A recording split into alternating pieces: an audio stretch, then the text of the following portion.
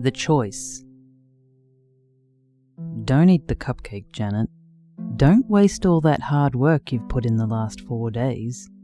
All that monotonous one foot in front of the other, up and down hills, sweating up your own ecosystem. You didn't even know your step counter could click over that high.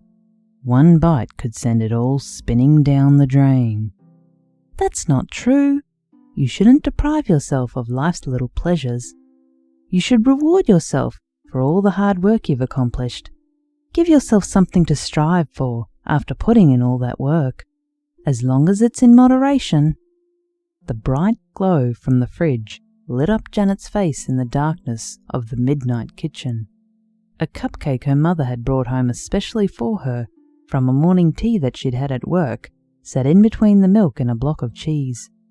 It had reminded her of Janet because the ribbon tied around it was purple, her favourite colour, and the icing had shiny silver stars sprinkled over it. Remember all the photo albums, Janet? In every single one of those photos was a chubby-cheeked little kid with that awful bob haircut that made you look like a 50-year-old woman at 6. But remember how happy you were when all those photos were taken? The water balloon fights with your brothers? The hijinks you and your cousin got up to? The way you'd play dress-ups with the unimpressed but tolerant cat? And don't forget the time at the end of school picnic.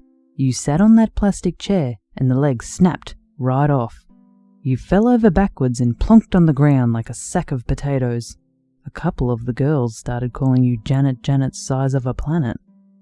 And then who helped you up?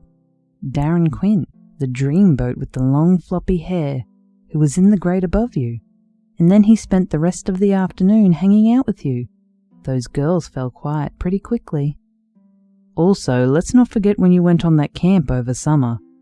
You started that ropes course and took forever just to climb the pole to get up there, and then you couldn't even get across to the first platform. But don't forget how the other kids called out words of encouragement. You did try to jump across to the other platform. You just missed.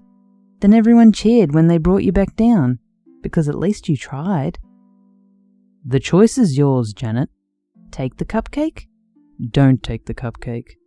Just remember the consequences. Janet took in a deep breath. The clock ticked over behind her. The sweet scent from the icing on the cupcake filled her nostrils. She took a knife from the drawer and sliced it down the middle of the cupcake. She plucked up a half and shut the fridge door with a smile.